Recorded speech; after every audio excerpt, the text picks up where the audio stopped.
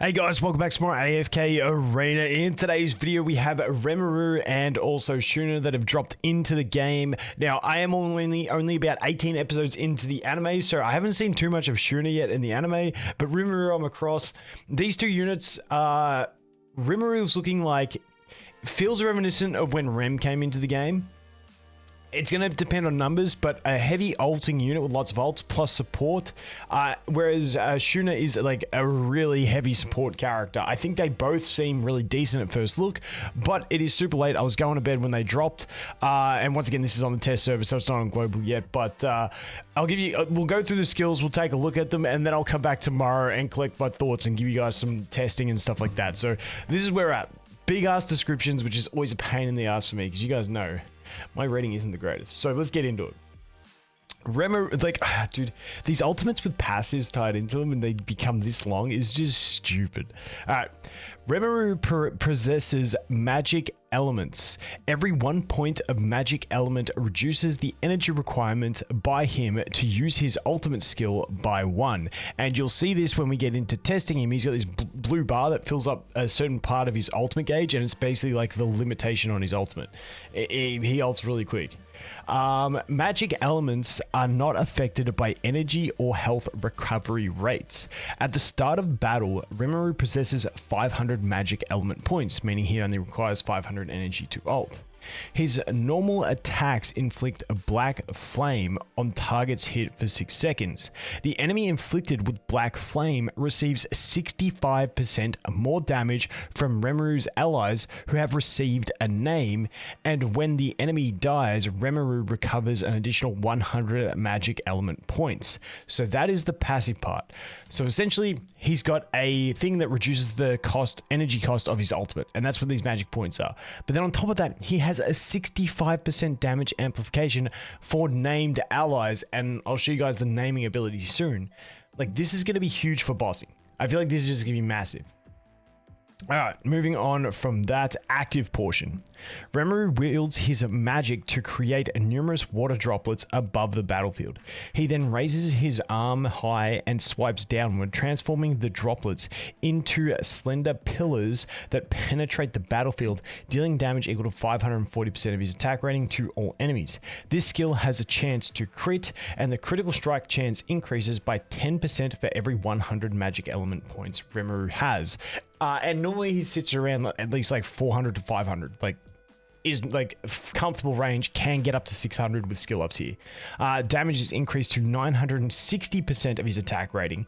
Now that is a big increase from 540 base to 960. That is a big multiplier increase just from a skill up. And then the max limit for magic elements increased to 600 points. So recap of that ability. He has lower energy cost to use his ult. His ult does bigger damage, and he also puts an amplification on enemies that basically makes allies deal 65% more damage if they've been named by him. We'll go in how they get named in a minute. Next, Black Flame. REMIRU casts his magic, summoning blazing thunder in the densest area of enemies and dealing damage to enemies within range for 190% of his attack rating.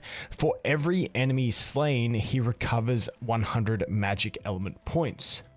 Damage dealt to enemies within range is increased to 350%. For every enemy slain, REMIRU recovers 200 magic element points, and then inflicts black flame on enemies hit, lasting for 6 seconds. Once again, this black flame is that amplification.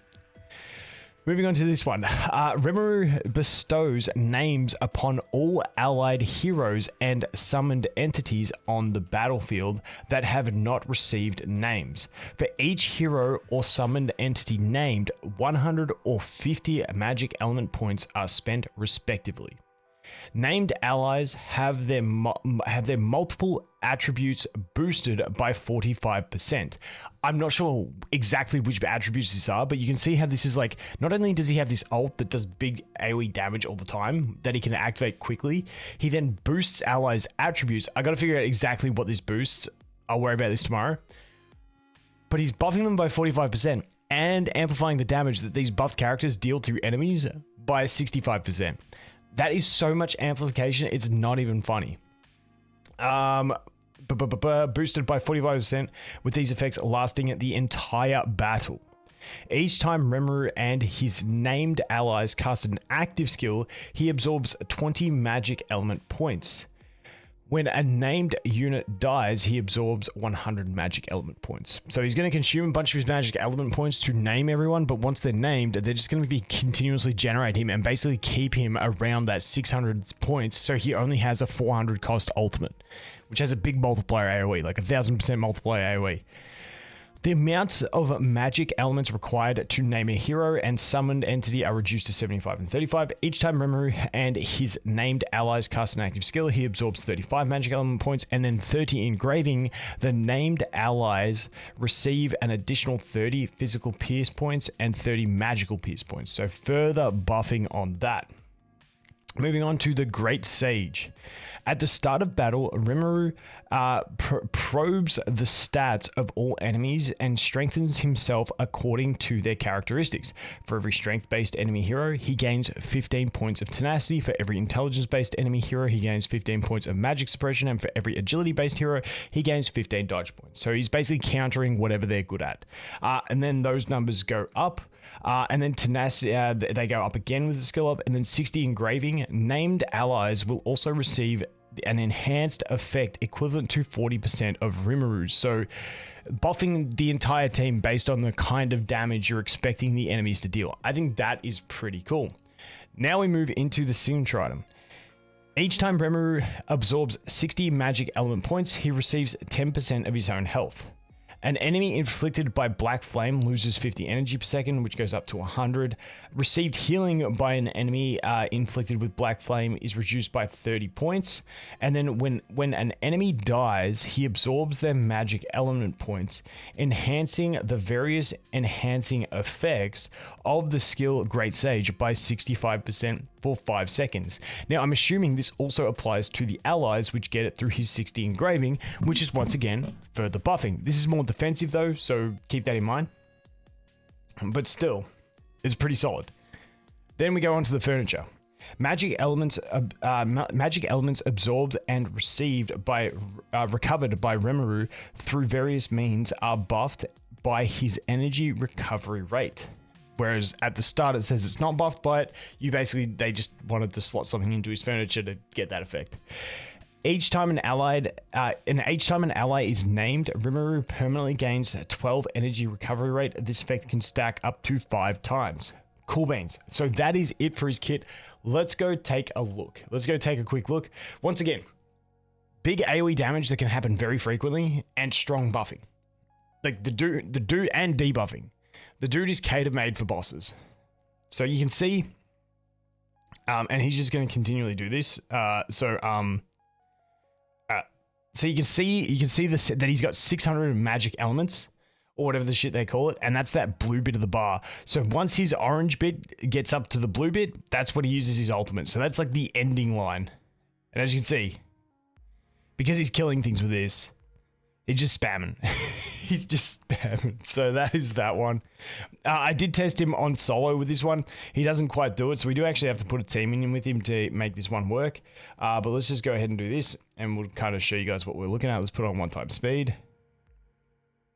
Okay, so you can see he spends all those points to name the allies. And now he's slowly gaining it back. He's about to do his first ultimate here.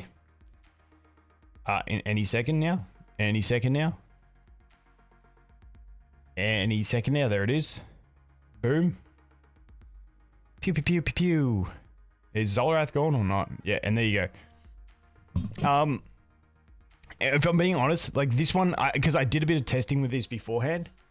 As you can see, because he took so long to get his ultimate done and everything was done, I couldn't get a fair demonstration of him in here, the way this battle works. So I'm going to have to wait till tomorrow and test him, because if I tried him solo or 2-man, he was just getting killed too quick. And then when I put him with a full team, he takes too long because he has so many allies to name that drains his stuff, and then it takes too long to get an ult and everything's dead. So it was a weird one testing him in that trial, but I'm keen to jump in and test this guy. Okay, so now we're going to look at Shuna. Once again, I think crazy PvP utility type unit. Probably good for, you know, campaign and stuff, like if you're interested in it. But yeah, really solid PvP unit is what I think we're going to be looking at here. So once again, we got a massive description on ultimate, not a conventional ultimate type system, so bear with us. At the start of battle, Shuna puts her palms together and applies 1 stack of magic override on all enemy heroes. This effect does not consume energy. When an enemy hero that casts their ultimate for the first time, the magic override is consumed and their ultimate is cancelled. It basically, and the way I'm understanding this, because I gotta watch it through the replays, but essentially they use the energy to use their ultimate, but they don't get the ultimate, is the way I understand it, which like basically takes them twice as long to get their first ultimate, which is pretty strong. Passive. Shuna does not regain energy. Instead, the energy she receives is converted into equivalent amount of magic elements. When Shuna casts skills, she uses 200 magic element points to grant allied heroes 1 stackable Sorcerer's Blessing effect. So basically, no energy. Instead, that energy that she would have gotten is equivalent value in magic elements, which she's going to activate when she uses her other abilities to put this blessing on. When an allied hero receives damage or health loss equal to 15% of their max health, I think it's meant to be equal or greater, or suffer a control effect, 1 stack of Sorcerer's Blessing can be consumed to offset the damage or control effect. Each hero can receive a max of 7 stacks of Sorcerer's Blessing, and they cannot be dispelled. This is crazy to me. I got to do more testing to find out exactly the function behind this, but the way this is sounding is kind of like, dude, what's the druid's name? You know, old mate the druid, the wilder dude who gets the stacks and then he mitigates the damage, and it's so OP, and I can't remember his name because I can never remember his name. Anyway, it feels like that for all allies, but it also stops control. So it's gonna come down to how quick she can keep stacking these things. Because it's when remember, like, this is like her energy, and every time she casts another skill, she's going to apply 1 stack to all allies, and she should have enough regeneration to continuously do this. So it's just going to come down to how quickly she can do it, and she's going to be really, really strong for this, in my opinion. The amount of magic elements spent for granting a Sorcerer's Blessing effect on allied heroes is reduced to 100 points. Her energy recovery rate is increased by 30% for the entire battle. So you can see here that basically it guarantees every time she casts any one of her other skills, she will be putting a stack on allies, which is pretty strong in my opinion. Shuna casts a magical sphere around herself that lasts for 5 seconds. Enemy heroes within the sphere's range have their magic efficiency reduced by 60 and take damage equal to 300% of Shuna's attack rating per second. Meanwhile, she grants up to 4 stacks of Sorcerer's Blessing to the nearest allied hero who does not possess the maximum amount of Sorcerer's Blessing. That is pretty solid. Solid damage, solid effect, and solid buffing. Like, all around pretty good ability. The duration of the sphere is extended to 7 seconds. The received healing of allied heroes within the sphere is increased by 50, and she grants herself 1 stack of Sorcerer's Blessing that does not consume magic elements as well. But once again, I don't think she's going to have a massive issue with magic elements, but once again, I could be wrong on that take.